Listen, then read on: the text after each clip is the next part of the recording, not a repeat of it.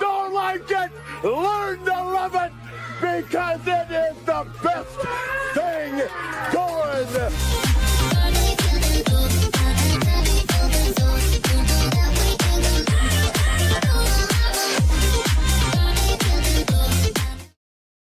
And welcome back to the Boundary Corner podcast, along with my partners, Brian Siegler, Jonathan Talley, Shelton Moss, and tonight our special guest, managing editor from Tech Sideline David Cunningham. I am Curtis Wilson, and we are, as always, brought to you by Moments on the Maury.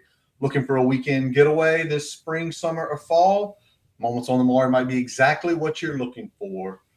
Owned by a very proud Hokie who was at the Richmond Hokie tailgate tonight. I'm wondering if Phil will check in there as he rolls back from that. Located just outside Lexington, Virginia. Place gives you everything you can think in a little mountain retreat. Fishing, kayaking, relaxing by or in the river right outside your back door.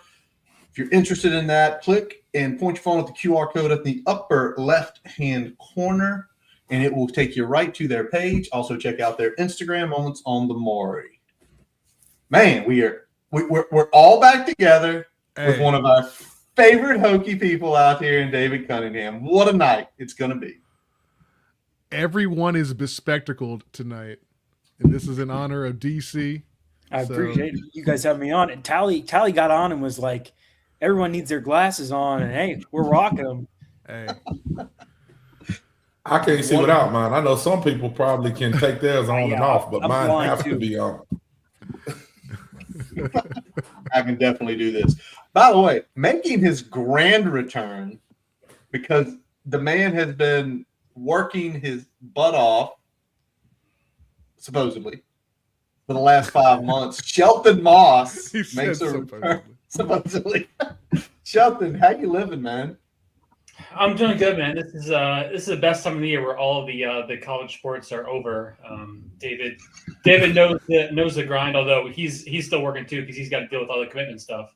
But yeah, it's been good. We'll have some free time in the summer to kind of relax a little bit. But excited to be back on, talk some Hokie basketball, maybe a little Hokie baseball too. But obviously, football primarily in the news for all of the big wins on the recruiting trail.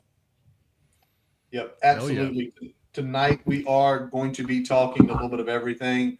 With David here, we are going to be talking about Hokie's hoops to kick it off tonight because it looks like that class, all the ins, all the outs are done, just to kind of take a look at that piece. Obviously, some other news and things to take care of. We'll talk baseball without a shadow of a doubt. We're going to give Shelton a little free reign to talk about a couple of the retirements because he missed that.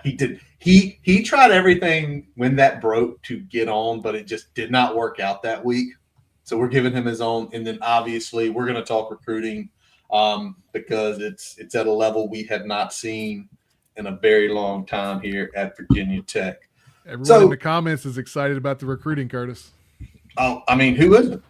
Who was not excited about the recruiting right now? It's going nuts. So since the last time we sat on here, which was the Wednesday night before the board commitment, and I'm going to give Tally all the credit. David's smiling because Tally was fighting people on the timeline. I mean, fighting people on the timeline about board. It was great. And now he got to cockwalk all over and be like, told you so. But we're going to talk about that later.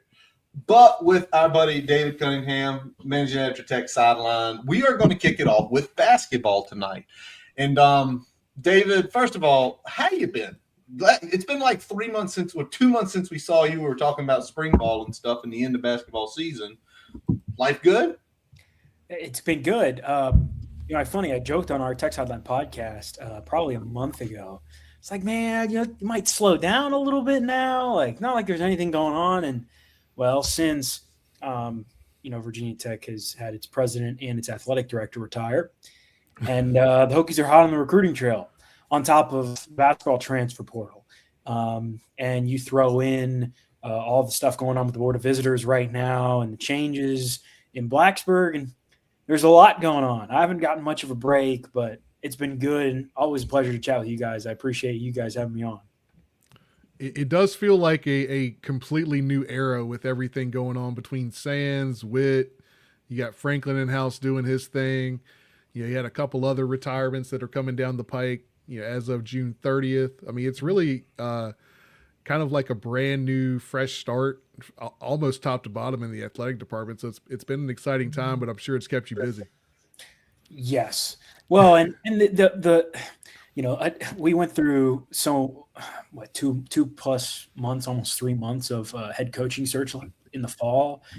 And then you get to the other side of it, and it's peak recruiting season and the end of basketball, and now you've got dueling president and AD searches on top of a complete restructuring of the athletic department. They're also hiring ahead of the Hokie Club, and they're also, as we're going to talk about later, I'm sure, hiring a CEO to oversee this new LLC. So it is going to be chaos galore. It's kind of just really getting started right now, and it has kept me very busy. But you know what? I think it's a really important transformational time for Virginia Tech athletics as a whole right now. I expect the president to be kind of the final person of that group hired after the AD, the CEO, the head of the Hokie Club.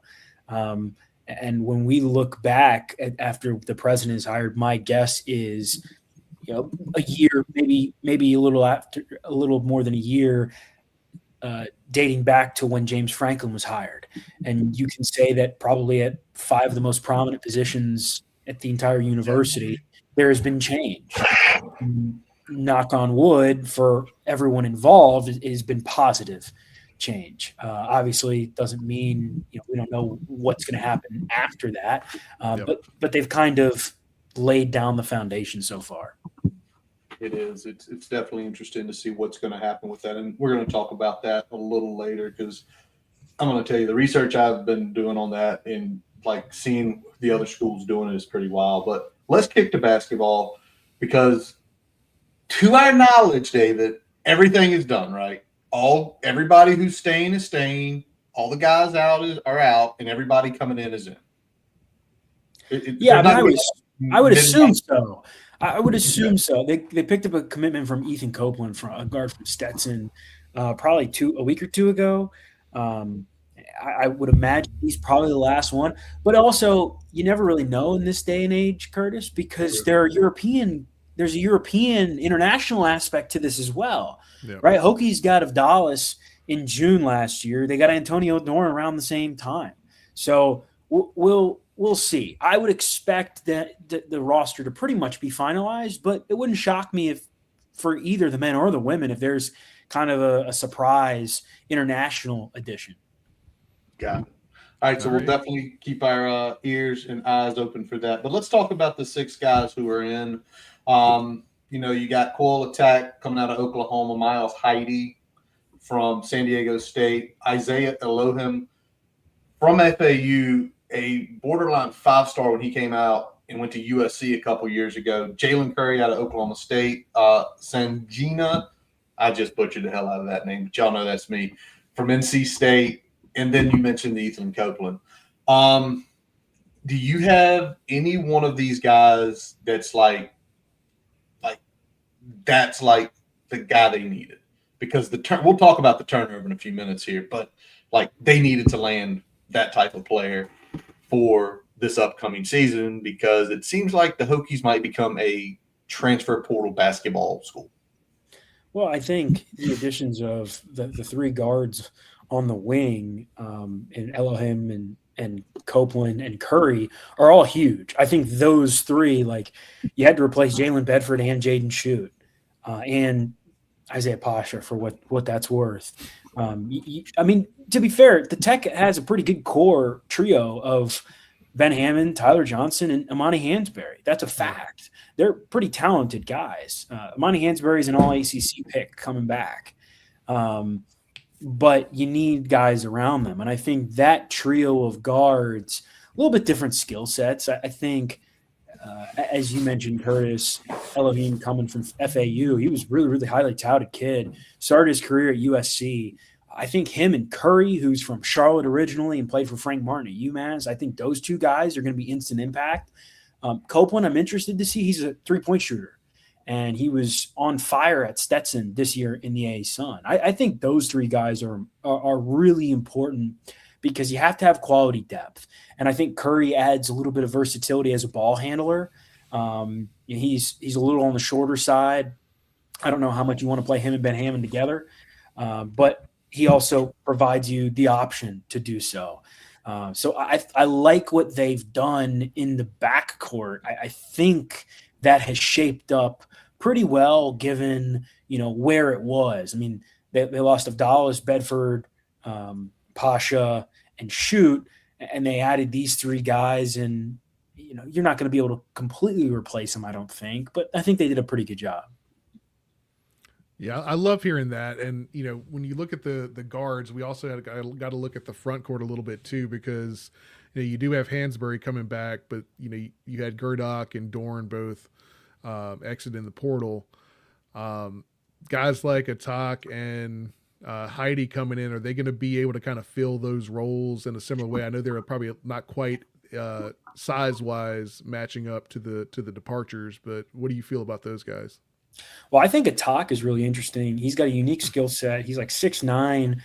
He's 6'9". He and Heidi are almost the same size, but they've got like much different body types. Atak is kind of a slender stretch 4 of sorts. I think he provides you the option to play Hansberry at the 5, him at the 4. He's a good 3-point shooter. Played really well at Oklahoma for a bunch of stretches this year. And then Heidi, I think Heidi is a veteran defensive presence. He played at a San Diego State for a San Diego State program that was top 20, top 30 in defensive efficiency last couple of years. He's been to the NCAA tournament. He knows what it takes. I don't know that he's a true inside scorer, but I think he's a good inside presence as far as defensively goes. And that's what you kind of need. You need to pair those guys with Amani Hansberry. And the other name I wouldn't sleep on is Sincere Jones. He's a guy who he got hurt last year, and he missed a good chunk of basically the entire second half of ACC play, got hurt kind of early, mid-January. But Mike Young and the staff raved about him. He's just very raw and didn't really have an opportunity to kind of get a ton of significant, consistent minutes for a long time. But he showed a lot of really impressive flashes when he did play. So I think that's kind of come together how they would like. I think the front court, if they could add another player, potentially like an international guy, they'd add someone there. And you mentioned Musa Sagna, I believe his name is, from NC State. He's more of a depth piece in the front court, I think, but you could see him have a little bit of an impact. He's more so just a guy who he doesn't have a lot of experience. He's raw. He hadn't played basketball very long, but he's got some raw talent. You just kind of got to mold it into what you would like it to be. Tally, what you got on this? Yeah. Y'all, do I really need to say it? Y'all want me to say it? Yeah. I want you to say it because you texted it the other day. David, how long is Mike Young going to be here? I mean, it all depends, Tally. I mean, to be completely honest, I will be very curious to see how the incoming athletic director views that position. It's complicated because I think in a lot of ways you could argue that Mike Young has not gone anywhere close to enough at Virginia Tech over the last 3-4 years since winning an ACC championship, and that they missed on the NCAA tournament. And I think this past season was a big blunder.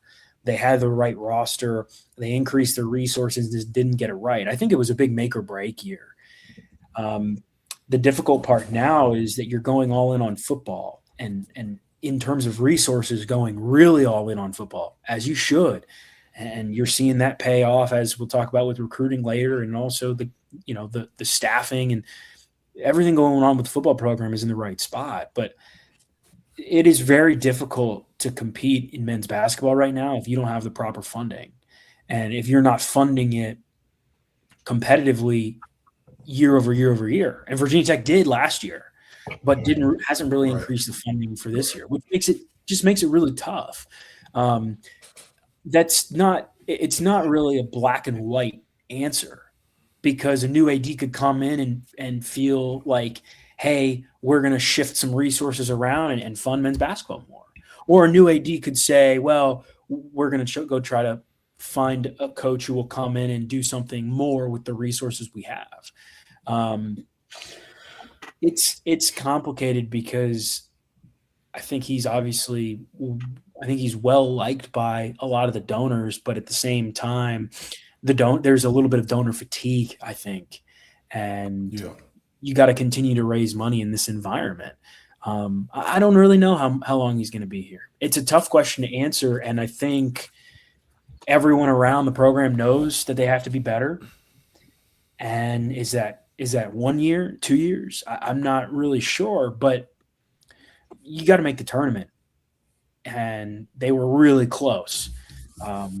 Might be a little bit different now that it's going to be a 76 team tournament. Oh God! I don't mean to get us started there, but it really comes down to resources. I think you have to have the right resources, because you can make a change, but if you don't have the right resources for the next coach, it doesn't necessarily matter.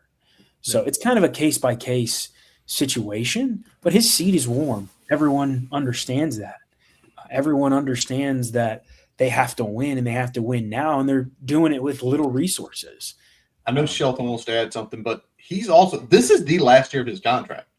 There has been no extensions, right? Yeah, I mean, my guess is, well, nothing official. I was told back towards the end of the season that there was an extension coming. There was an extension in the works. And the difficult part is that right now you're in a spot where you only have 1 year left on your contract. Like, you're going into your final year.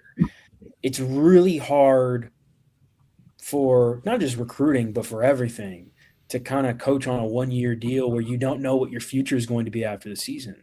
Yep. I don't expect it to be a long extension, but at least, and I don't expect like the terms or anything to change. Like, it's not like they're going to jack up his buyout, but more so just to, especially during an athletic director change where so much is changing in the athletic department, I think they need to kind of roll it over. And he's not the only coach that has a contract coming up that's going to expire soon. Baseball, John Sheff. This is John Sheff's entering. He will enter his final year of his contract. But I think there will be extensions for both of those guys coming at some point before, say, July 1, something officially announced. Just, if anything, just to kind of roll them over to the next administration. Not too long, but enough where it's not the first thing that the new AD comes in and he has to evaluate the men's basketball program. Do I have to hire a men's basketball coach first thing? But it's really complicated. But to your point, Curtis, it's just a really tough spot to be in. I'm curious to hear what Shelton has to say. Yeah, I mean nothing too crazy. Like, I just want to say, I was looking at some of the projections for next year, which my friend Ed Williams brought up to me. And right now, T-Rank, also known as Bart Torvik, has the Hokies as the number 31 team in the country, which I was kind of shocked by. But you look at it, I mean, they've added some high production transfers. Like, obviously, I think Atak and Curry being the big ones. A few others in there. Elohim will get some minutes there. You got Miles High as well.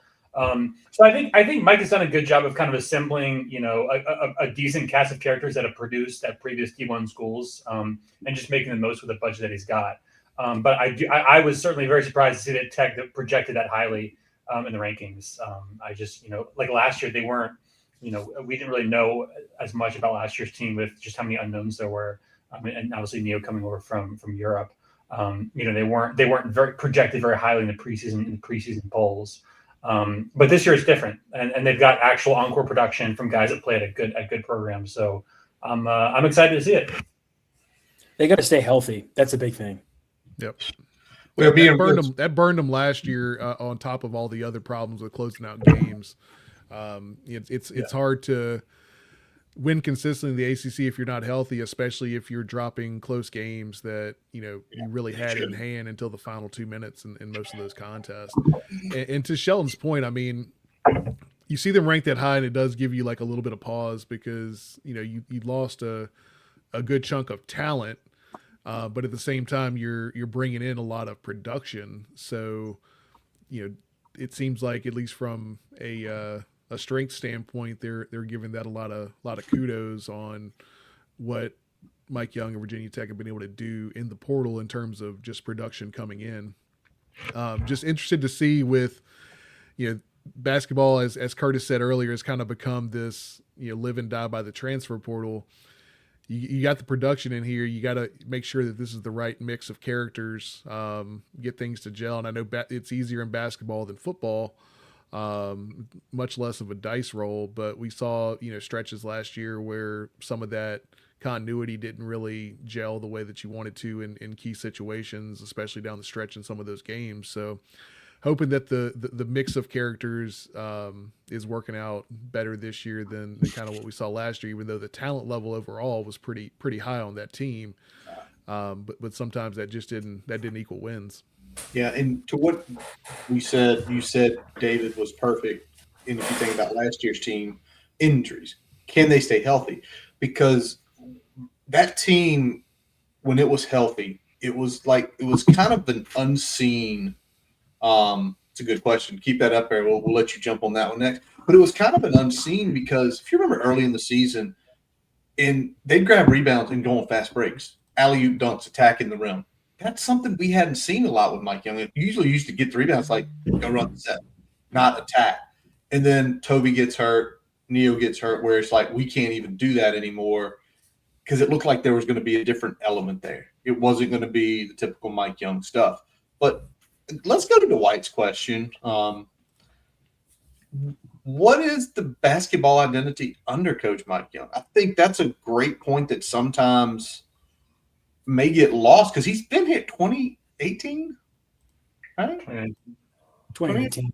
1920 was his first season. 2019, okay. But that's 7 years. I mean, what's your opinion on that? What's the identity? Or is there not one? Well, I think they got their – to an extent, they got their lick back defensively when they brought Chester Frazier back. I think they want – the goal is to try to be a pretty rugged defensive team, like good enough. I'm not that they're going to be really good, but good enough defensively, which they were not over the last couple of years between when that 22 title and really up until this past season. They've always been a heavy three-point shooting team. I think Mike Young's teams are best when they play inside out. And the problem is really since Keve Aluma and Justin Mutz have left, they haven't really had that inside presence that can go back to the basket.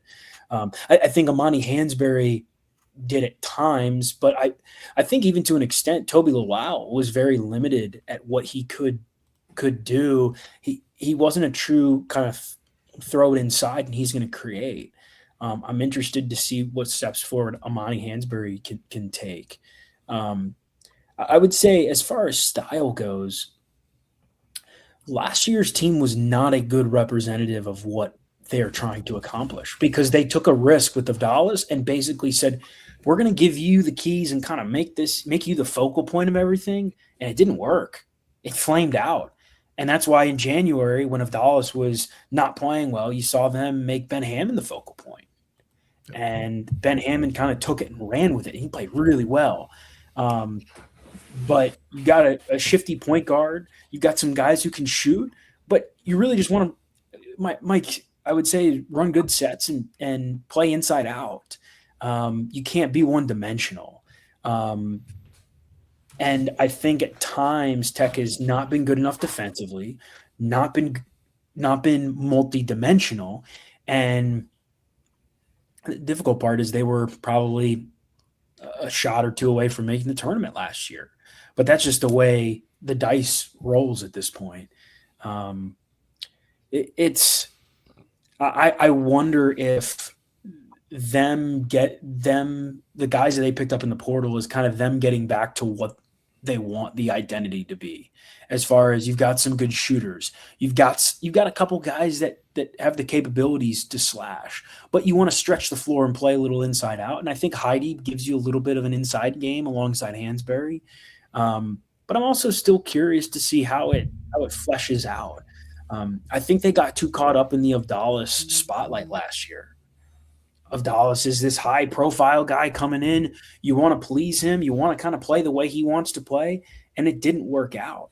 But we've seen Mike Young teams at their best when they don't turn the ball over, when they play good defense, when they can play inside out and kind of make you defend all 5 guys on the court. And there were too many times last year, even the year prior, where they were really bad that they just have not been multidimensional. All right. Okay, let's go real quick because you mentioned Neo there. We talked about Dorn and Gerdak earlier. Of all the guys that left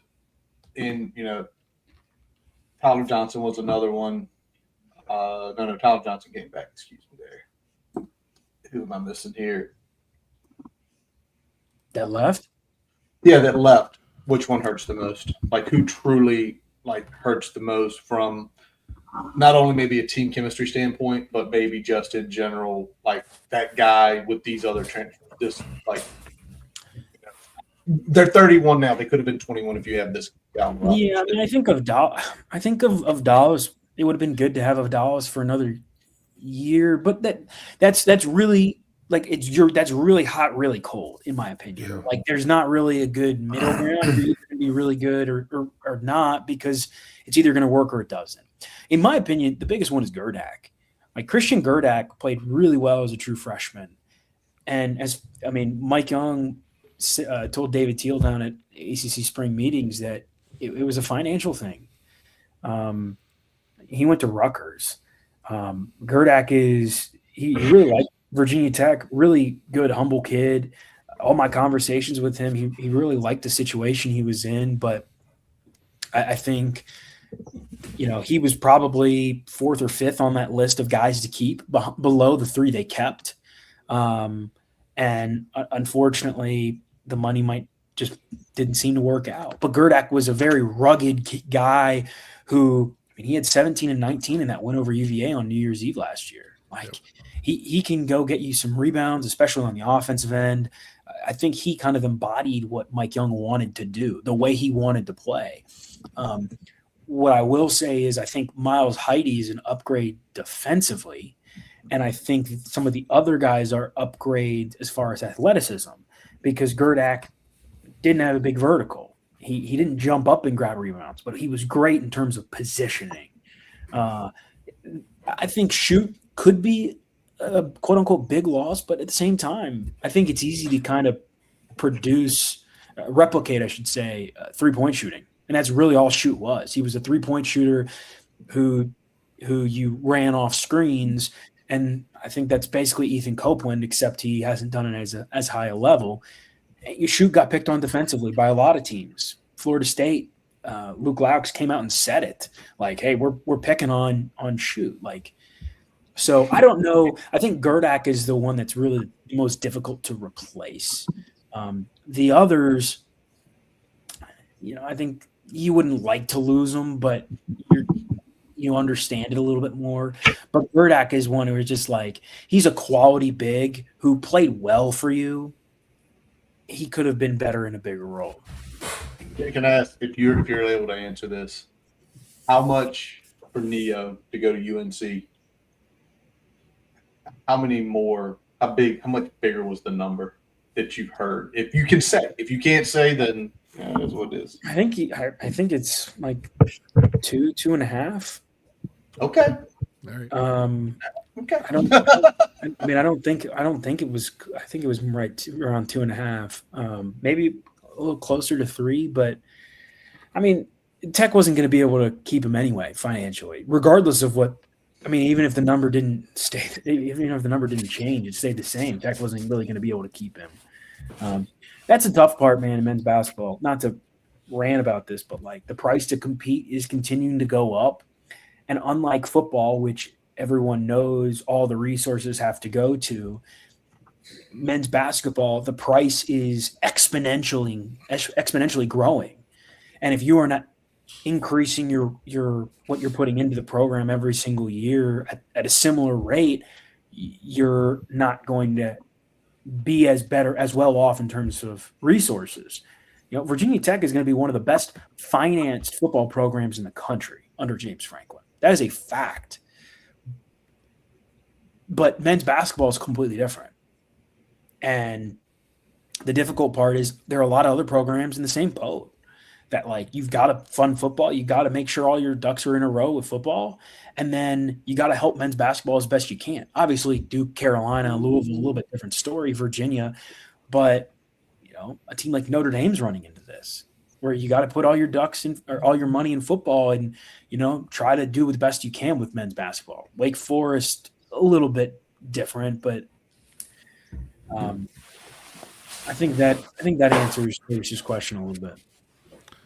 Yeah, I think you did a good job there. I mean, when you talk about the finances, I feel like that's kind of where you're the rubbers meet the road for Virginia Tech a lot of times.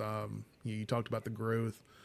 Virginia Tech probably every year is probably in the bottom 40% of the ACC in terms of financial commitment to the basketball program. Meanwhile, they're expected to compete in the upper 40% for one of those ACC slots in the tournament. So, you got to bridge that gap somehow, and it's only going to keep going up as we continue further down this road. So, I'm interested to see if that the financial commitments to football eventually trickle down to basketball as things hopefully get back on the right path on the football front. Because a good football team is going to reap benefits for the other programs in the athletic department. So, but unfortunately, there's probably going to be some hand wringing and some shorter budgets than they would like until that gets back on the right direction. Yeah, I mean, it's kind of just the way it is. But guess what? If Virginia Tech comes out and wins 8 games in the fall, basketball will be somewhat of an afterthought. And football is Virginia Tech's bread and butter. And if you're good at it, everything else, I think you would hope kind of everything else figures itself out. But they got to be good at football again first. Yep, exactly. And we're seeing, I think it's one of those. Virginia Tech kind of reminds me. Virginia Tech and Alabama are. Oh, sorry. Mm-hmm. Oh, you're good. Go ahead, I think there's a little delay there. Yeah, go ahead, Tally. Now, I was just gonna say, like, me being here, Virginia Tech kind of reminds me of Alabama. Again, totally different setups, but I just think about the old Alabama basketball teams where Avery Johnson was there and he was taking Nick Saban on recruiting trips, and some kids were just going on Alabama recruiting trips just so they can go to a football game.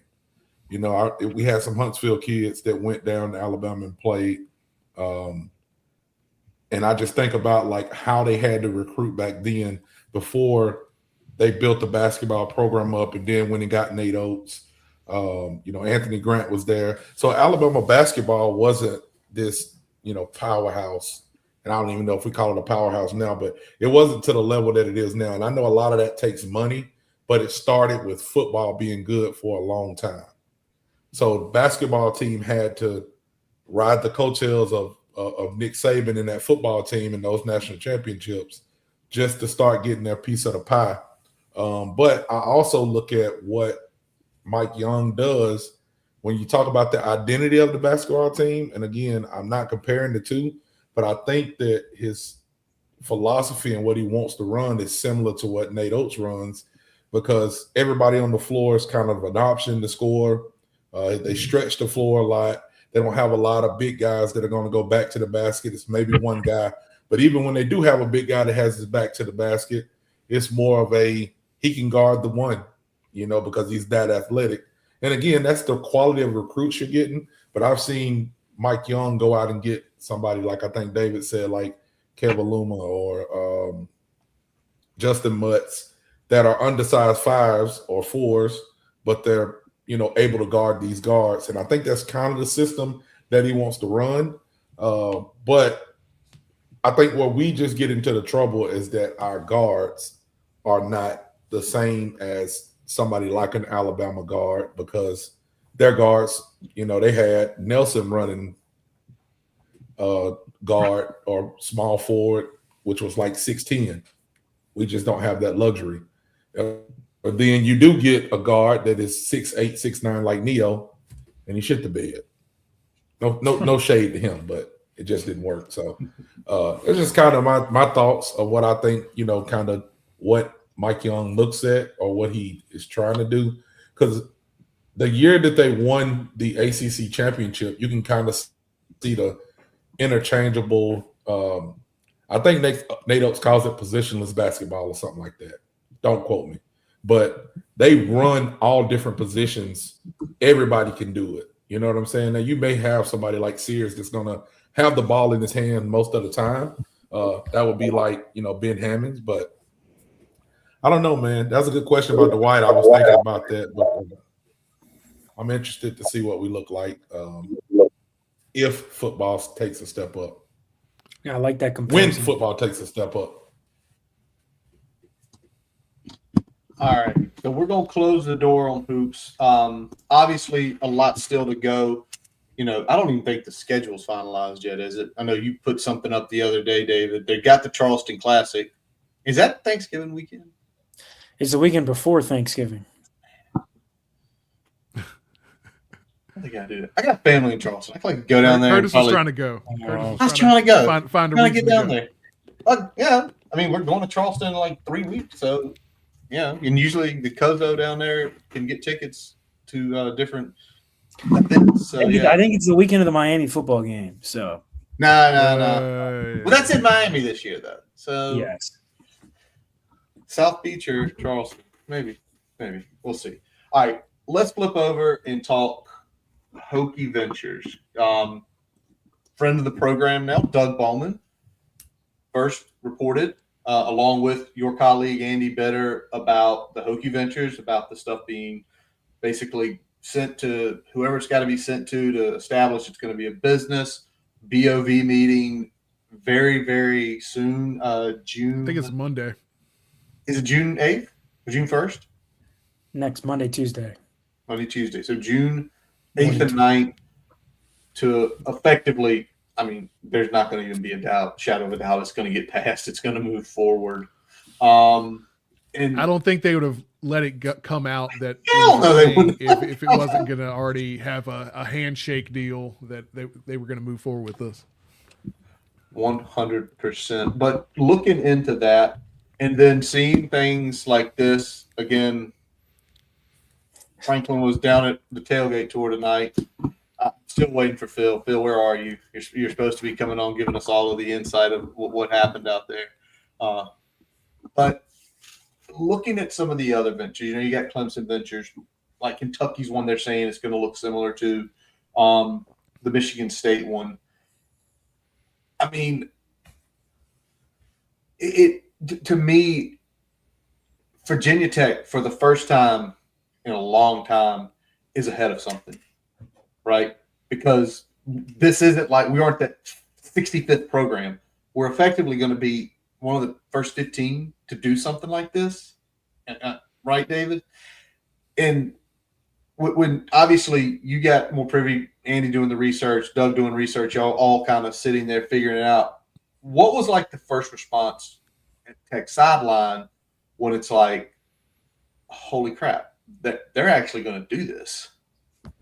Well, I think, we knew they were going to have to – they obviously have to hire a new AD.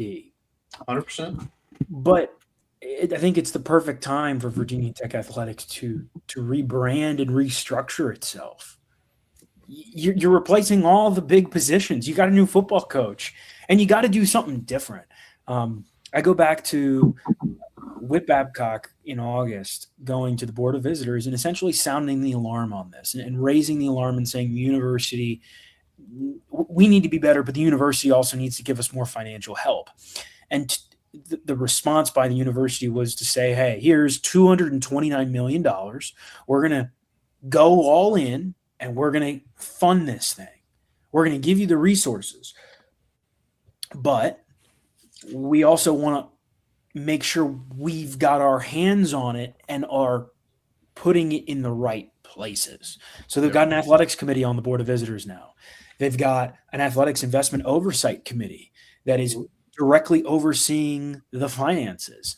And now they're going to have Hokie Ventures LLC, which essentially is going to be a financial arm that helps them generate more money. And I think to a certain extent separates some of the athletic department finances and allows them more financial flexibility. But it also lets them be more hands-on with the money. I remember listening to the conversations back in the fall about, okay, we want to invest more, but how do we do that? We've got to figure out how to rework the numbers and rework the math and pull funds from here and to get what they want, right? How do we help athletics? Well, it's complicated from the university side. And I think this will essentially allow, in that instance, a lot more financial flexibility as far as they can go, hey, here's what's happening. How do we attack it? Hey, we're pulling the funds immediately. This is what we're doing. Like maybe speeding through a couple steps. You don't have to deliberate as much, but you also don't have to have someone sounding the alarm, so to speak, on it. You can have a good understanding of what's going on before it happens. So I think this is, Curtis, Virginia Tech being really proactive and saying, hey, we want a new, fresh model. And it just so happens that it's coinciding at the same time as a president and an AD change. You've also you're going to hire a CEO that's going to oversee these finances. And you also have a new head of the Hokie Club coming in at the same time. And what that allows you to do is everyone be on the same page as far as, hey, here's how we're attacking this from both the university side and athletic side, but also fundraising.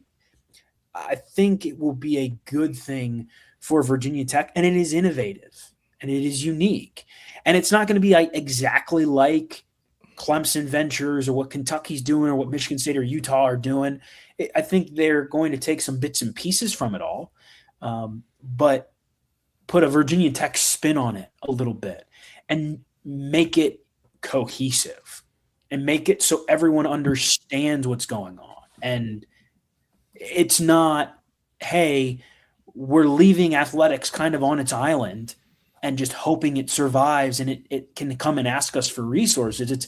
We're walking through this hand in hand, and we're going to make sure we're doing this the right way.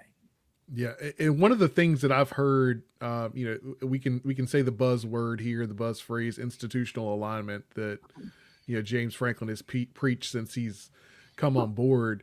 But one of the things that you're hearing from that is that James Franklin has not been someone that's kind of sitting back and letting things happen. He's been asking questions. He's like, how are we doing this? How are we doing this?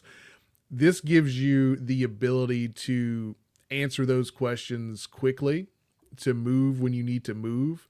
It's going to create a lot more nimbleness within the athletic department, and not necessarily on-demand funds, but access to the funds that are available in a lot more cohesive fashion than the traditional setup that we've been kind of working with, for the last decade or so. Sure. You got anything on this? I know Curtis was like, I knew Curtis had something to say there for a minute. I'm sorry I rambled. No. It's what Brian said. It's the institutional alignment. And Franklin keeps preaching it over and over. I'm sure he probably said it numerous times tonight at the tailgate when they got him up there. But Shelton, anything from you? I mean, obviously you're in the world of college athletics. When you start seeing stuff like this come down, and reading on what other schools are doing, and again, very shortly we're going to see a structure here at Virginia Tech. What's on your mind with that? You're muted or something. Or I'm not hearing you. Technical difficulties. All right. I mean, I had to jump off. Something happened with the internet here. It doesn't show him muted, but I can't hear him. Yeah, we cannot. You want to jump in and out, Shelton? All right, Tally. What about you, man? Anything as you start? I mean, it's business now. I mean, Yeah. you were a sales guy for years. You're doing stuff now, getting into real estate. I mean, it's business. Yeah, definitely, man. I mean, I'll ask DC just because he's kind of, our boots on the ground guy. I mean, I know what I see and I know what I think, but we got a couple of comments. Well, I think Bassmaster said he went to the tailgate tour, and you talk about being in the room with Franklin and the stuff that he's saying. I remember when Pry was here, and I'm not, again, I know they're different, and I'm not trying to crap on Brett Pry because I know he's still here. But I know when Brett Pry was the head coach, we got the same response from people who went to the tailgate tours or who met him, and they talked about like, oh man, he's so great and he's doing this. What has been the big difference to you, DC? Like, what's been the big difference from what you're seeing personally from like Brett Pry, what he did, and what James Franklin is doing? Well, I think it really comes down to James Franklin knows what a really good program, a great program even looks like. He's Right. coached one. I've had the privilege of, chatting with James Franklin probably 10, 15 times now. And you can just tell he's very detail oriented. He makes sure every little thing is right. And he preaches excellence. But he understands how to achieve it and puts people in the right spots to achieve it. There are simple things that Virginia Tech has been doing for a while, as simple as making sure the doors to the buildings in athletics are locked all the time. That like big programs have been doing for years. And it's just like never really thought about it. Like that's one tiny example, but you can see his impact both like from the most minute detail to like the big things, right? Virginia Tech's on a recruiting heater because of James Franklin.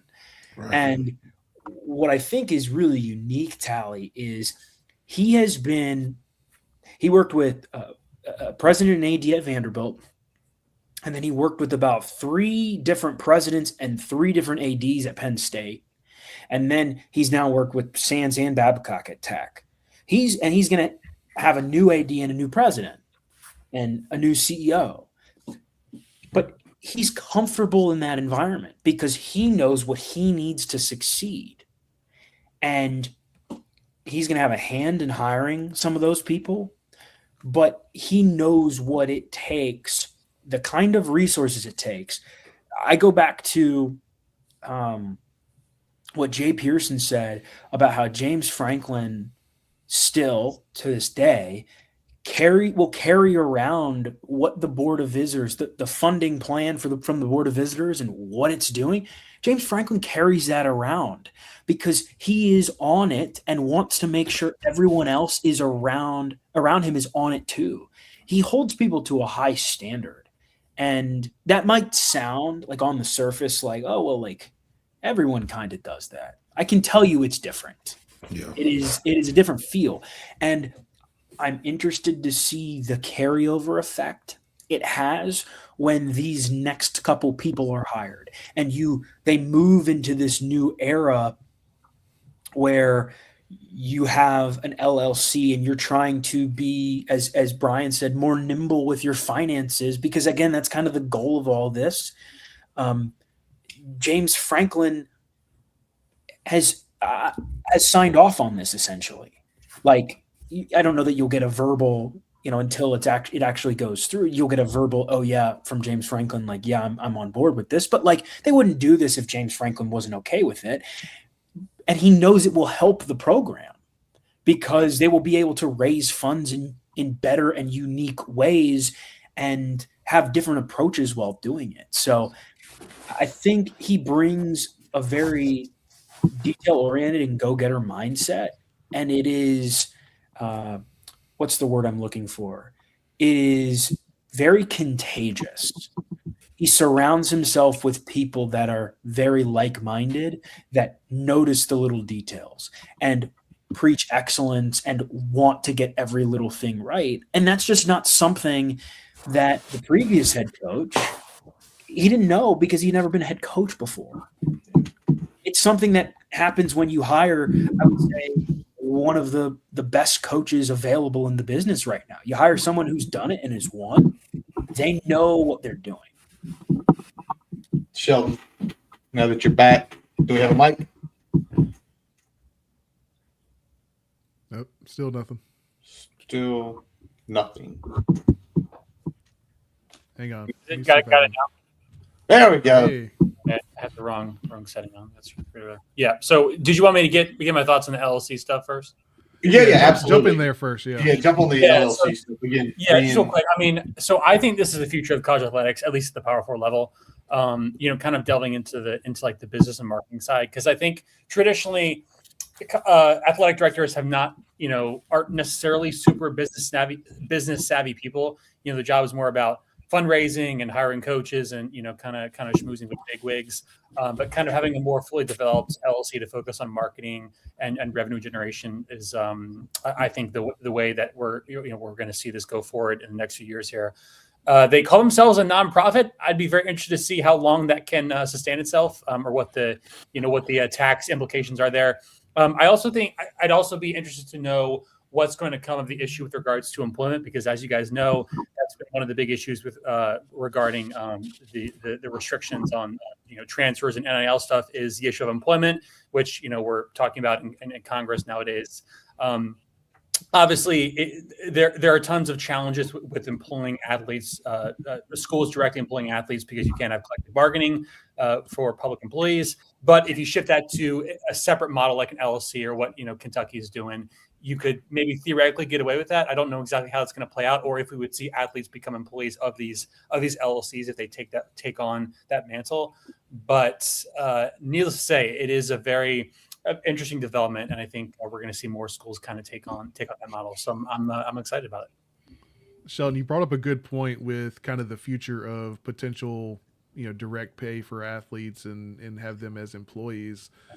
Because I know, this is starting as a nonprofit, but I know, you see the language that they're talking about there. There's going to be an option to make it a for-profit venture moving forward at the next extension. So I don't know if this is just kind of waiting to see how all the legislative front plays out with what's going on with the Senate, the SCORE Act, the new proposal that just dropped in the last couple of days.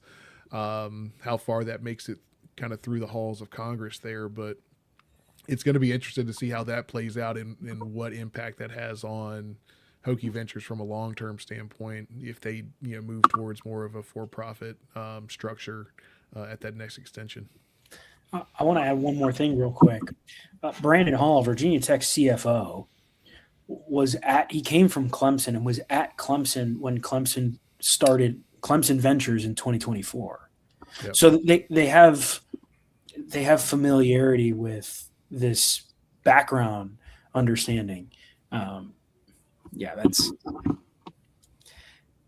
lot of new is a good way to describe it. A lot of fresh, and I go on the James Franklin topic before we transition. I go back to one of the things he said at his introductory press conference, as you guys might recall, where he said it's gotta smell, breathe like a big time program. Damn right, that's what he said. That is the bottom line, and it is good. I'd rather, if you're in Virginia Tech's shoes, I like, of all the positions that you will fill in this year span or so, president, AD, CEO, head of the Hokie Club, football coach, you got your football coach. That's the big thing, because that's, I would argue, the most important, because they drive your financials in so many ways, and they are responsible for the on-field product, but also helping you fundraise and whatnot. The others do, but I think Tech is in a pretty good spot, given it has a really good football coach that knows exactly what he's doing. That is the truth. And again, I think it's what we've all said, it's alignment. I don't think, we can say, well, this is going to be separate. And no, James Franklin is going to be a driving force behind Hokie Ventures. There's going to be things that he wants done inside this entity. They're going to do them. I don't think that's even a question. And I think, again, what you said just there, David, having the head football coach as this comes together, as a new president comes in, as a new athletic director comes in, they're going to basically follow his lead. The BOP, if it's somebody that they like and Franklin's slightly down on, that guy's not going to make it, or that lady is not going to make it to the next chair. Yeah, I'm interested to see what this does on the sponsorship front as well, because I think that's a big opportunity that I think Virginia Tech could capitalize on. Yeah. Looking forward. So the sponsorship piece, at least in the short term, I know Sheldon talked about some of the long term amplifications there, but in the short term, I feel like sponsorships is where there's a lot of hay to be made on the Virginia Tech front that could really reap some benefits financially. Well, and I think going away, kind of being a little separate from the university, I think allows you some flexibility. I mean, you guys know how, in terms of laws and regulations from the Commonwealth of Virginia, and universities, I think being separate will allow you to go around some red tape. Yep. For example, Virginia Tech's replacing its scoreboard and getting LED lights this summer, which they're working on right now, and those are going to be up, for that VMI 7:30 kick to open the season, right? Something like that, a project like that, the video board, the lights might be a gazillion times easier when you have an organization like an LLC, because you don't have to. You can kind of do it, outsource it a little bit, do it on your own, and have those funds set up, right? You don't have to go through all what I imagine is a much longer process of trying to make sure the money's there and get stuff done. You kind of bypass some things you wouldn't normally be able to. Yeah, and it's good. It's good to see that we kind of sent that video board out in style at the spring game. Oh my God! Mm-hmm. All right.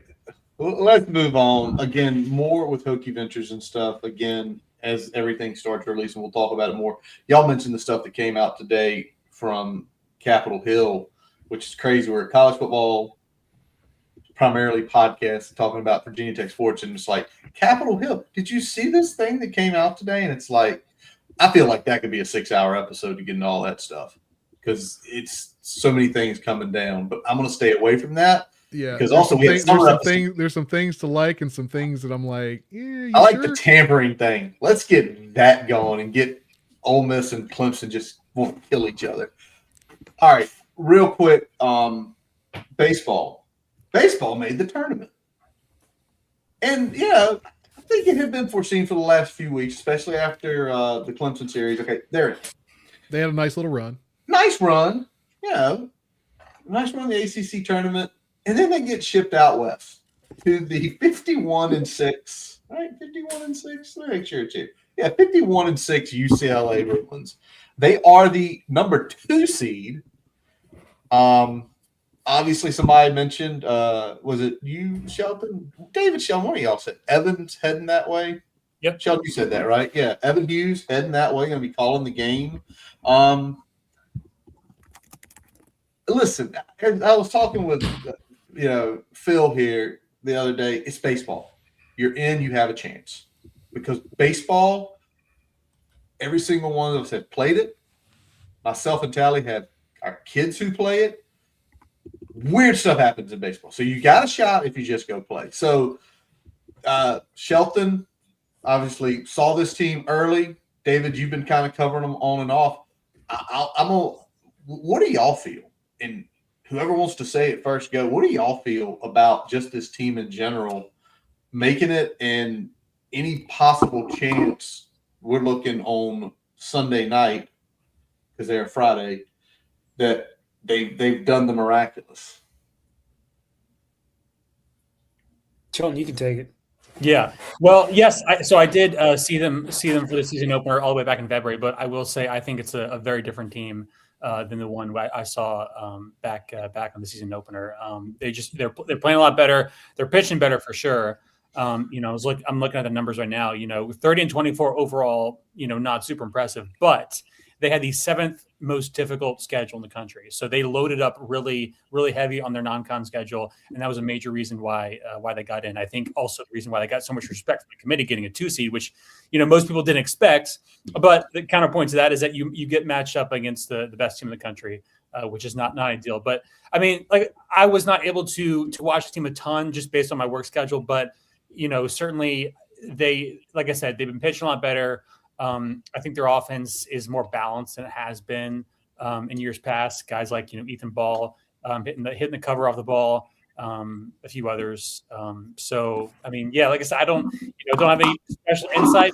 They're playing good ball at the right time, and that's always what it comes down to in baseball. So I think it's a good regional. I mean, they're playing St. Mary's, who I think is winnable, and then who was that? The 4th team, Cal Poly. Yeah. So those are both winnable games. It'll just come down to, having to beat UCLA twice. But I mean, it's a good lineup. I mean, Ethan Gibson, Pete Daniel, Ethan Ball, Groovy Letterman. They're just playing well. And obviously, with Renfro and Steve kind of setting the table there. It's a good team. I mean, I know for a fact that Shep was very high on this roster coming into the season. It just took a little bit of time for them to kind of, find their stride. And again, just with how difficult their non-con schedule was, they're playing, Texas A&M, Tennessee getting crushed. It takes a little bit of time to kind of respond to that, and really just kind of come into your own. So, but I think they've definitely come a very long way since opening day. It's been a pretty cool way for them to kind of cap off what's been a very rough Virginia Tech athletics calendar year. This was in March, I think, or early April. They lost to Marshall and did not play well, and they kind of looked themselves in the mirror and got right. And it was around the same time, I think, they lost a series at Boston College that they should have won. They really just need to make one more play. They were 16-18 after that Boston College series. They've won 14 of the last 20. And the last couple of years, and I think, John Sheff's been here for 9 years. It's almost a similar situation to Mike Young, where they haven't done a ton. And they had that 22 team that went to the Super Regional, hosted, was awesome, ran into an insane Oklahoma team. But the way they have kind of gathered together as a group and responded, and it certainly helped that they've stayed healthy. They have played really good defense, but they've pitched well. Their hitting's come together. They've really done a little bit of everything. They've found different ways to win games, and it's not been the same guy. Obviously Brett Renfro has been phenomenal. He's looking like a early MLB draft pick, but they've gotten pitching from other guys. Griffin Stig, Logan Eisenrich has been pretty good. Some of their relievers have stepped up and played well. They're hitting Henry Cook, Hudson Letterman. You can't forget Ethan Ball, who's been outrageous on a tear. He was awesome in Charlotte last week at the ACC tournament. They've kind of got some young guys, some older guys all mixed in together. And as Shelton said, it took them a little bit of time to find their groove, but they've played really well as of late. And Curtis, to your point, man, I wouldn't expect them to win the regional. And I was a little bit surprised that they got a number 2 seed, given their RPI was 42. But again, played a really tough schedule. But I think if they're on as far as pitching goes, this offense has shown the ability to hang with some of the best. They took a game from Georgia Tech in a 3-game series. Georgia Tech is a top 3 team in the country. They took a game from Georgia Tech earlier in the year. They played Carolina close, needed just a little bit more. And maybe if Brett Renfro's on a little bit more rest, you're throwing him. I think they might have just saved him for the NCAA tournament. But if Renfro gives you his best start and you get a little bit more pitching help, we could be talking about a Virginia Tech team that's maybe surprising some folks. So regardless, I think this program, and honestly, Virginia Tech as a whole kind of needed this. Softball finished the year pretty strong, obviously made the NCAA tournament. but baseball doing it too, given how many other Virginia Tech sports teams have just not been very good this year. I think it's important to end on a high note. And for a program that has kind of teetered and fallen off down the stretch over the last couple of years, it's really cool to see them come together and do the exact opposite and start to trend up at the end of the year. And it's going to be fun watch this weekend. I think they might be playing a little bit late just because LA, Pacific time zone, but I would encourage you to tune in, and when they're hot, they're really fun to watch. Absolutely. Callie, Brian, anything before we close out baseball? Callie said he watched enough baseball this weekend. Man, I don't watch enough baseball for my lifetime, I believe, but baseball is a funny sport like that, man. You know what I'm saying? You never know. I mean, what the weather looks like, if it's too hot, if it's raining, if it's too cold. Just comes down to pitching and hitting, for the most part. Like, I've seen games where somebody wins 1-0, and I've seen games just 18-16. So it's you play all year to get to the postseason. You know what I'm saying? And then you go back to thinking about like basketball. We have a totally different conversation about Mike Young if he just gets to the postseason. If he gets to the NCAA tournament, because that is what sports is built on. So it doesn't matter what they did at the beginning of the season or the middle of the season.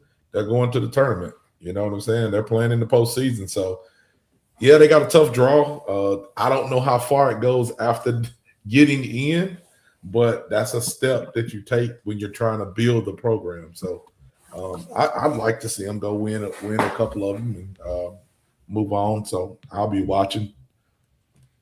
To add some context real quick, and Shelton knows this because he works in the college baseball world. The change from a house settlement, the change in terms of everyone looks at rev share and everything you can spend there, but Olympic sports were heavily impacted in terms of scholarships, what they're allowed to allocate. And it used to be you could have 40 something players on a baseball roster, but you only had like 11.9 or 11.7 scholarships to go around. You're talking 12 scholarships essentially on a 40-man roster. Yeah. They have changed the rules where you can have, I think it's up to 34 players on the roster, and all of them can be on scholarship now. Big and deal. Virginia Tech has played against some teams like North Carolina, Georgia Tech, teams at the top of the ACC where every player on their roster is on scholarship. Virginia Tech, I think, has 16 guys on scholarship this year. And that number is going up, I believe, to 21 or 22 next season.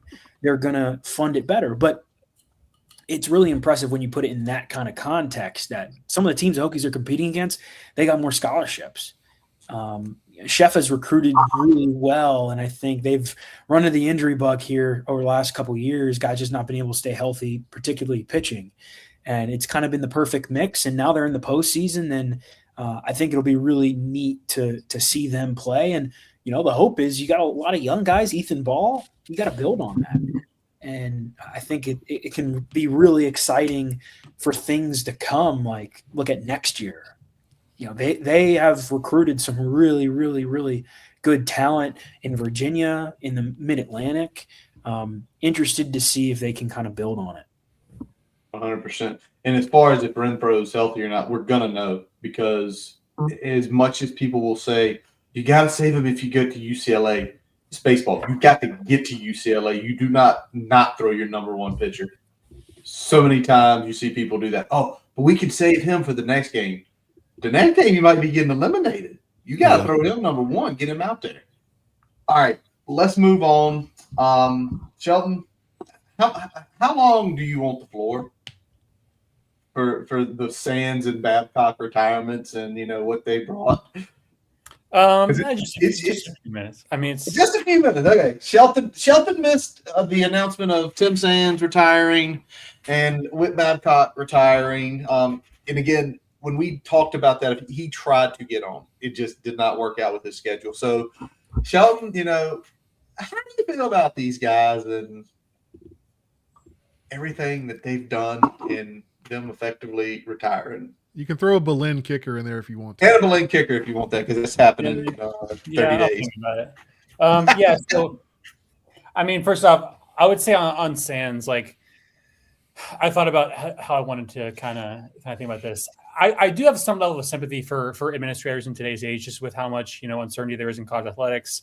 It's a very turbulent time, and I think when NIL first became a thing, we just didn't really know like what was going to happen. I think the Virginia Tech administration initially struggled with that, and they were probably a little bit reactive rather than proactive. So, but I mean, so too were a lot of other schools. So it's a tough time to be a college athletics administrator, like I said. But when I think back on the tenure overall on Sands, I am somewhat of a differing opinion than most. I don't think it's the job of a college president to micromanage athletics. Obviously, you want to be, a guider for athletics because it is a huge part of the university's identity and brand. But I don't think micromanaging can have some downsides too. That being said, I think you could argue Sands is probably a little bit too hands off. I mean, I think David and the TSL folks have kind of talked about that a lot on the podcast. Just not really. He's not a very confrontational person, and he's not a type of guy that's going to walk in a room and say demand changes to staffing and the way that the program is run. So obviously there's a balance you want to find there. But I think obviously there are some structural challenges with getting more fundraising. I think what Mahul was saying on the board was that he's been supportive of athletics, but it was a challenge to get the BOV in alignment and try to get that funding. I think Whit was pushing that for a long time. It just happened to be that last year was a year that they could actually get that in process once they kind of changed some of the board members. So it's not like Sands is unilaterally responsible for giving athletics all the funding that they want. It's a process, and there's multiple hands involved. So I'd say kind of a mixed bag from that perspective. On Whit, I think that first off, if I just want to touch on the non-revenue sports, I think he did a great job with non-revenue sports overall. Look at the coaches he's hired for wrestling, softball, baseball, men's basketball. I know the last few years haven't been good, but we've had success there with Buzz getting to the Sweet 16, ACC championship. For me as a student who was part of that and part of the, quote unquote glory days of VT non-revenue sports, I really appreciate that. I love being able to support those teams and just seeing all the success they had. It means a lot to me. I know that we're a football school and always will be, but I just want to say that being able to have a well-rounded athletics program is something that's important, I think. And I don't think we should toss that up to the side. Now, all that said, again, we know football is king and that's the make or break. And I think he just never got that right. I mean, I've talked about this before, but statistically, the last 5 years of VT football have been the worst 5-year stretch of the program since the late 1970s. I mean, not just when Beamer first got here. I mean, you go back to when we were independent, had very little money, we're not relevant at all in the college scene. I mean, that's how long it's been since we've had a stretch like this. And obviously, Fuente was a good hire on paper that just didn't work out. We did not surround him with the resources needed to elevate the program, and I don't think he was the guy to do that anyway. And then Pry, to me, just to be blunt, I think it was a lazy hire in hindsight. I do not think he had the head coaching chops. I think it was a very reactionary panic move to get a guy that's a quote unquote culture fit, but he just wasn't cut out for leading a program, and I don't think there was a ton of demand for him. So that's a big black mark for him. At the time, we thought that Pry was getting. Probably got more resources. He didn't spend it very wisely, in my opinion, based on his coordinator hires. But then after that, we fell behind and just, weren't able to catch up. So again, we can relitigate all the reasons for that. Again, it's an issue with, the board and what the university wants to invest in football. But my big criticism of Whit, I would say just lack of accountability and lack of communication, lack of leadership. I think there were people in the department who were not held to account for not doing as good of a job as they should have. I can speak to specific examples of people that might have gotten reshuffled or promoted when they didn't necessarily deserve said promotions, as David probably can too. So I just think he didn't. He should have come in and this is something that Chris Coleman has said. So I don't want to take credit for what he's argued, but that 2023 ESPN article where they talked about all of the issues within the athletic department should have merited a thorough investigation. There should have been people that were pushed out or lost their jobs over that. For that to go on, for Fuente and Belen to be beefing for that period of time with no communication. You had heads of the Hokie Club who weren't didn't have any prior fundraising experience and were kind of balancing other responsibilities. It was just kind of a mess. And that's a whole nother conversation if you want to get into the Hokie Club and some of the infrastructure issues there. So I just think he just didn't hold people accountable. Like, and that's what you got to do. And if you're a college athletic director. So I mean, that's kind of how I phrase it. I mean, it was a decent 12-year run for most of the sports, but just never got football right. And I would argue it's probably well past due. I think it was kind of a weird situation where pride kind of bombed out so quickly that you were kind of forced into firing him, and then you were stuck with Witt and Sands in limbo. But you can't really hire a new coach until or can't hire a new AD until you get the new president. So it's just a weird situation overall. But yeah, that's my thoughts. Just all right. Well, thanks, Sheldon, because like you said right there, football is king. And if you don't get football right, then nothing else is going to ever succeed. And that's the honest truth. And right now, and I know we have not played one single game in the James Franklin era, but what is happening on the recruiting trail is, again, we talked to David before he jumped in. We haven't seen this in probably 20 years. Back before 247 was like a big thing, going back to the early 2000s with like Kevin Jones and Brian Randall. Brian Randall was one of the top quarterbacks in the country the year we got it. We are now at this precipice where a couple weeks ago, Peter Bork was set to make the decision between Georgia, Virginia Tech, and Penn State. He is a top 100 player. He is a top 10 quarterback. He just finished, fifth in the Elite 11 competition this weekend. He's 6'4". He's 220 pounds. He spins the shit out of the ball. If y'all go watch his huddle highlights and watch him throw a ball. And he is literally – I'm not going to count Logan Thomas because Logan Thomas should have been a jumbo tight end. He is the highest rated quarterback this school has gotten since Tyrod Taylor in 2007. Callie, you went to war. You told everybody. You were like, go. I mean, when he put the hat on and said, "I'm going Virginia Tech." I mean, I just listen to people like David. I know what's going to happen before it happens, man. You got to be locked in. You got to be, you got to be different than Dan. You got to listen to the board sometimes. But no, man. I mean, like I tell people, some people are, what you call it, PTSD, or a little gun shy about getting excited about stuff. Like, I get it. You know what I'm saying? We've been down. But like I told people, I think I was probably one of the first Virginia Tech fans that when James Franklin got fired was like, oh, yeah, he coming to Virginia Tech. Now, I didn't think it was really true then, but I thought it would be cool if he did. You know what I'm saying? When I go back and look at the post and people was like, oh, you crazy.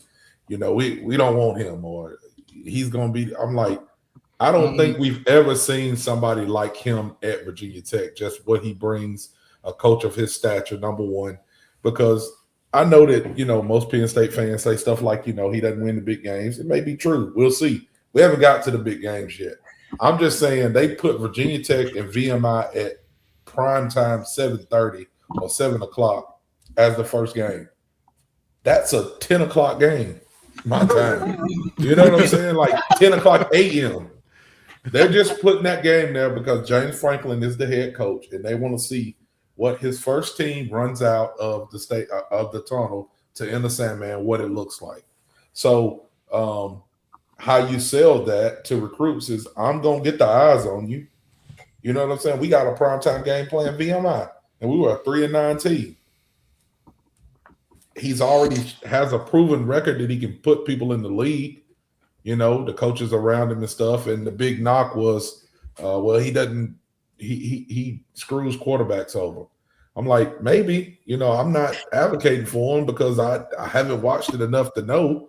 But, I heard from some of the fans that he's going to screw these quarterbacks up and this and that. But I'm like, what about the other 20, 30, 50 guys that he put in the league? And you called out 2 quarterbacks that still got drafted, still got paid, still went to their still went and lived on their dream to go to the NFL, which I get it. They're 5-star guys and you expected more out of them. But I'm like, he's put a lot of guys in the position to make a lot of money. They put themselves in that position because of how they produced, but just as a recruit and as a family of a recruit, if James Franklin came and talked to me, I probably would listen to what he has to say. That's all I'm saying. So I'm excited about it. I think we got a chance with everybody who we talk to right now, even before this heater that they've been on. I think that when you put James Franklin in front of a recruit and their family, I think you have an opportunity for a couple of reasons, because of what he's done in the past. And this is just being a minority coach, that does touch certain people a different way. Just saying that it shows the inclusion and how far we've come as a country to have a coach, that looks like James Franklin, to be at the forefront of a program of a town like Blacksburg. Not saying nothing's wrong with Blacksburg, but I'm just saying Blacksburg is nestled up in the, in Virginia, in the mountains. And certain people may think that you got to look a certain way to coach there. You got to look a certain way to even play there. And a lot of times, man, we've come so far as a country that doesn't matter. Like, a lot of these schools and a lot of these administrations just want the best that is offered, whether that's a player, whether that's a coach, or whether that's I'm hoping a AD. So, I'm excited about, the way that Virginia Tech is moving, or athletics in general. I know a lot of people are mad. They're like, I don't like this. They're getting paid, or I don't like, what we're having to deal with here. I'm like, man, it's fun times for me. You know what I'm saying? Like, I'm excited again. Now I want us to be on the winning side of some of this stuff, and I'll be even more excited. But the way we're moving and the way that the comments are saying that the tailgate tour is going, hey, man, who knows? I'm just going to keep watching DC and letting him tell me what's next. Well, I want to chime in here. Brian, I'm going to ask Brian Curtis this. Virginia Tech has been on such a recruiting heater lately. Yeah. How exciting is it? Like, you're just checking your phone in the middle of the day. Oh, boom, a commitment. Like, how much of a revival has it been as far as recruiting goes for both of you guys? Man, I'll jump in first here. It's been, I haven't been this excited about recruiting in a long time. I think the last time I had even a little bit of juice was very much a COVID-induced fever dream, where we went on a decent little run there, and then things kind of fell apart as we got further and further into the COVID cycle there. Mm-hmm. That was the last time I was really locked in on recruiting. And we saw the first couple years of the Fuente regime. We had some good cycles there, kind of starting that off on the heels of the 2016 campaign. But I've not been this excited about recruiting, and not just that, having these battles against blue blood programs, really popular, really well regarded programs across the country, and going into them and not feeling like you're just included in that top 5 or that top 4 is like, okay, well, we have a good relationship, but you're not really an option. Like, it doesn't feel like that anymore. If we're in that top 4, top 3, top 5, whatever it is, I feel you got nice clothes, but you're ugly. We got just as good a chance as anybody else when we're in there now. And that's how I feel. Anytime we're approaching this, I'm like, okay, well, if we've made it this far, he's ours. Brian, it's weird. Brian, can I tell DC something right quick before you finish? Yeah. So I'm usually the one who posts, in our group chat. I'm probably most of the time the person who posts a commitment, because I stalk boards and things like that. Whenever the tight end committed, I posted it, and Brian's words were, he did it again. I'm not used to this shit. Go ahead, Brian. You can finish now. Hey, man, it's wild, man. It's like I said, I haven't been this excited about a recruiting cycle in a long time, and it's we still got to go out there in the fall and you got to win football games. Mm-hmm. At the end of the day, that's what matters. But acquiring talent is going to breed success, because if Shelton can give us the blue chip ratio and all these things, and that matters. We see that matters. The teams with the higher blue chip ratio do well across the board. So if you're getting this type of talent in the building, that matters. And when you look at Franklin's history at Penn State, at Vanderbilt, especially at Penn State because of the transfer portal and all that, like he does a really good job of retaining the talent that he brings in the building. So I think that's the bigger thing, is that you feel good that you're going out there and you're winning the battles, but you also feel good that you're going to get that talent in there, and the talent that is showing development is going to be kept and retained, and they're going to make a big effort to do that. And I think that's something to get excited about as well, because one of the things that, when you look back fondly on kind of the old way, like I'm very much I'm pro player move, and I'm pro players getting paid. But one of the things that was nice before that is you got to see guys come in, stay 4 or 5 years, see how they develop, see how they grow, see how they do on the field, grow into a star player from a guy that maybe, you felt good about out the gate, but you had to see how it goes. You're going to get a lot more of that with Franklin in-house. So I'm excited about that piece of it as well. Yeah, for me, David, I'm not quite back where I was a few years ago, but I'm closer than where I was about 2 years ago, when it was just like, oh, God. But it keeps going. It was like what Tally said a little while ago. We've never had someone like Franklin here. We never had like a Sean Spencer here. Those type of guys who are ace. They're ace recruiters. Sean Spencer is considered one of the best recruiters in the country before he laid foot in Blacksburg. And then it starts building. It's like, yeah, it's okay. We should do okay. And we saw what we did at the end of last year. It's like, that's great. What, 24? Got some good talent, got some good guys in the portal. It's feeling good. And then it's the heater of what we went on with Bork, JJP, Buchanan, big old ugly, because he ugly, so he's going to hit people hard when he's blocking. And it was cool because you expected those. The Bork one was, I think we got him. I think we got him because quicker path to probably starting than he would be at Georgia. Quicker path. Plus, he actually is a good driver, so he missed a few criterias there at Georgia where you got to run 106 and do dumb stuff. And those three were great. And don't get me wrong, like I said with Bork, we've never seen anything like that in the last few years. But it was the Karhoff, like, completely out of left field. Like, Callie, I know you had been kind of like talking a little about it, but it wasn't like this is a sure thing. And then when that popped up just the other day, and it was just like, this kid's where? He's from where? He's from Columbus, Ohio. What's he look like? He ain't 215. They got that all pegged wrong. That kid looks 230, bigger than that. 40 already. He looks huge. So he's a top 10 player in the state of Ohio. He lives in Columbus. He's one of the best tight ends in the country. And he comes to Virginia Tech. Like, goes to school with Ryan Day's son. He goes to school with Ryan Day's son. And it's like, wait a second. Like, that doesn't happen to us. Well, again, when you go back to, and some people, like I said, are looking at things like, well, why are we doing this, or why are we taking this? I'm like, well, we didn't have nothing. You know what I'm saying? Do y'all remember when Pry got fired and this person decided to sit out, or this person decided to transfer and we had no depth? Or, think about 2 years ago when Kamari Copeland gets hurt and he wasn't supposed to be the guy, but he gets hurt and it totally changes what you can do on the defensive line because you have no depth.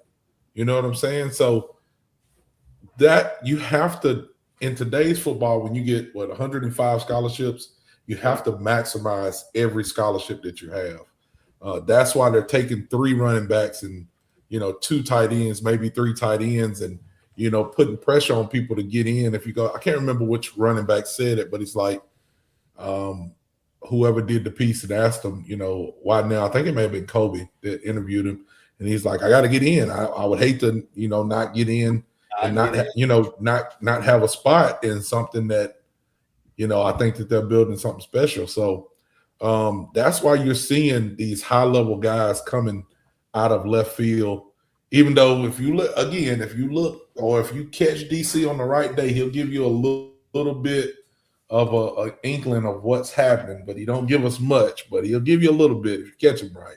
You got to pay attention. It's like you got to pay attention. They're leaving. You got to pay attention. You got to pay attention, man, because it's small, right? You got to pay attention. But you got, these guys that are looking at going and getting in, because in the age of NIL, it runs out. You know what I'm saying? Like they're gonna cut the deals or pay the people who are the first in line. You know what I'm saying? If they're high on the board. So it's like, okay, most of the time in the old Virginia Tech way, we had to be like, please come here. We'll just wait on you. You know what I'm saying? And then that's when we get so, disgruntled when they go, oh, I'm going to go to Georgia. You know what I'm saying? Or oh, I'm going to go to, wherever, Florida. You were in there, but you got left at the altar again. I mean, at this point now, it's like, what is it? It's not even June yet. You know what I'm saying? And you're looking at where your, how many commits you have and where your composite score is and things like that, which is, I think Brian's always said. What was the number, Brian, that you said we need to be at to be competitive? So we got to be above 88 every year. Got to be above 88 every and year. We're so at like 89 and some change right now. So we're well on our way to carry. Trying to push 90. So can we do something real quick? Shelton, I know you have not got to follow this as much because you've been really working, but when you just randomly pull up 247 a few weeks ago and you start seeing this caliber of player, where are your thoughts? Because, you haven't followed this closely in years. And again, now that this is happening and you've been at work for 5 months and now it's like, wait a second, what was your first inkling and reactions to that? I mean, I wasn't really that surprised because, I think the thing that people should know is like James Franklin pound for. I had someone who used to work in college recruiting tell me this. James Franklin, pound for pound, is probably the single most dynamic recruiting personality in college football. I mean, if you give him equal resources to all the other coaches, he can hold his own with anyone, and he's just got that dynamic personality. So, I mean, it's no surprise that recruiting all this talent. I mean, he's done it. Through the portal and through high school as well. So yeah, I'm not really that surprised. And obviously, NIL money helps, of course, and that, not going to be dense about that. I mean, they're investing right now, but it's just, you can put him up with anyone. Like he's just got the chops. Like it's really that simple. I mean, Pry talked a little bit of a good game and, he had a few decent recruiters on staff, but he just doesn't stack up to Franklin, who really is a closer. And you got to have a closer on the staff. And I think it's great. So yeah, I mean, I guess from a big picture standpoint, I certainly did not expect that Tech would be in the top 15. I don't think they're going to stay there, but we saw Fuente's first few classes were kind of hovering like the fringe top 25 range. And really, I don't think it's been since maybe 2019 that Tech is at a top 30 class, if I'm not mistaken. This class will definitely be top 30, probably top 25 when it's all said and done. So we're kind of getting back to that, kind of late 2010s, but really the 2000s, early 2010s type of talent influx that we got accustomed to seeing for so long. So this is how far out of it. We were 26 last year, Sheldon. 26 last year. It's crazy how that class closed out too. And when we talk about kind of the way the rest of the landscape is setting up for the rest of this cycle, I mean, big official visit this weekend. Big. David's going to be working this week. So if you're able to close the deal on a Chris Whitehead, oh God, composite 5-star, ripples, number 1 player in the state, number 4 edge in the country. I mean, top 35 national. I mean, that is the gem of your class, and that's after you get the 7th best quarterback in the country. So, if you're able to close that deal, that really pushes the scales up higher, and it would be the first 5-star we've really had in close to a decade. More. Last 5-star was Kendall. All right, yeah. So going back even further, further than a decade. Devin Hunter wasn't a 5-star. No. I don't know. He was a high 4. Okay. He was right there. I was actually looking at this earlier. If you look at the composite rankings,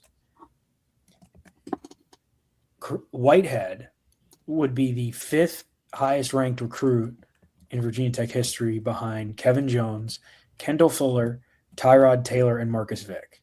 That's crazy. Ahead of Macho, ahead of Ron Williams, ahead of Logan. Give him what he wants. But, I mean, I think what it's so impactful is how quickly they've transformed this vision, and they haven't played a game yet. Yeah. And sometimes it can be very difficult to sell a vision, sell something that you're trying to build, and say, "Hey, this is what we're building towards." That is who James Franklin is. He's a salesman. He loves to do that. He loves to pitch young people on what he's building, and he's got other people, Sean Spencer, Matt Moore, I think, even Matt Moore and Fonto Mines, who stuck around. They've been pretty good. But Norval McKenzie, who, of course, has a lot of Georgia ties, even Ty Howell. Like, they've got guys who understand recruiting and are all on the same page as far as what they're selling. They've got the resources to do it, but you've seen them really hit the ground running. And it's going to be a crazy couple weeks here with official visits. Yeah. It's this weekend in May, and then first couple weekends in June, and Camps and stuff. Yeah. And there's no limit on how many guys you're not capped on how many guys you can take anymore. Nope. You can take as much as you want. And if you're James Franklin and you're this coaching staff and you're looking at trying to overhaul a roster real quick and create competition, there's one good way to do it, and that's bringing a lot of really good talent. Yeah, definitely. Well, David, as we get wrapping up here, obviously, I'm glad you got to get off the grid and take off last weekend because it seems like the next 3 or 4 weekends are going to be nuts, man, for you, down there. And obviously, like you said, the doors are locked now, so you got to be even sneakier. Maybe when we get you a helicopter or something. But listen, man, boys, y'all got anything else before we close it out tonight? Because it's been a fun. I thought Brian was like, we got like an hour. Brian, we can probably keep going to 2. Hey, man. Yeah, David. I always forget how long-winded we can be at times. So, we talked a lot of good stuff tonight. You're just long-winded when you're happy, man. Hey, You man. damn right. Damn right. I think the biggest thing, guys, I mean, just think about it, right? Like, say a year ago, they were coming off of a disappointing season, and it's what the future hold, and they won 3 games. Yeah. And that was rough, too. And it was a wake-up call, I think, for a lot of people in the athletic department. And you're seeing the results of that now. What they're doing in terms of transforming it and obviously hiring new people, but they've got a big-time coach now. And I'm happy, talking with people like, you guys and other friends, people that follow Virginia Tech all the time, like, our subscribers. It's a lot more enjoyable to discuss this obviously when they're hot on the recruiting trail, but just when they're trending in the right direction. And It's been a while. It's been a really long time, honestly, since they've been trending to a point like this where you're like, man, are they building to something? 10 years, December 2016, in a missed pass from Gerard Evans that would have beat Clemson. That's how long it's been. It's been 10 years. So, hope's a great thing. David, we appreciate you joining us tonight, man, and that is going to wrap up this episode of the Boundary Corner podcast, brought to you by Moments on the Murray with our special guest, Tech Sideline Zone's managing editor, David Cunningham. I am Curtis Wilson. I'm Brian Siegler. Jonathan Talley. And I'm Sean Moss. Visit BoundaryCornerBT.com to listen to all of our episodes. While you're there, follow us on Twitter, Facebook, Instagram, all the fun spots, including YouTube. If you have not joined there yet, please join us there. As always, we're on every podcast source you can think of. Actually, I'll do this real quick. Follow David Cunningham. Seriously, y'all. Go to Twitter, Be Real D Cunna. great follow. Obviously, check Tech Sideline out. We love what y'all guys do over there. We appreciate that you're always willing to come on with us. As always, we let our buddy Jason Long down in Roanoke play us in, play us out. Check out jasonlongmusic.com to get to all of his fun stuff. And he's going to be having a couple concert dates here in the next few weeks. May 30th, the Grandin Village Farmers Market in Roanoke, 8 to noon. And then on June 7th, Harmony for Hope. It's a fundraiser for the Lymphonia Research Foundation. This is down at Mango's Bar and Grill. And if you're wondering where that is, where is Mango's? I thought he had it in here. He didn't put it on here. Damn it, Jason. Why didn't you put that on here? Monetta, Virginia. Check that out. Jason's going to be playing there for a very good cause. Appreciate y'all for listening. Appreciate the comments. And as always, let's go. Hokies.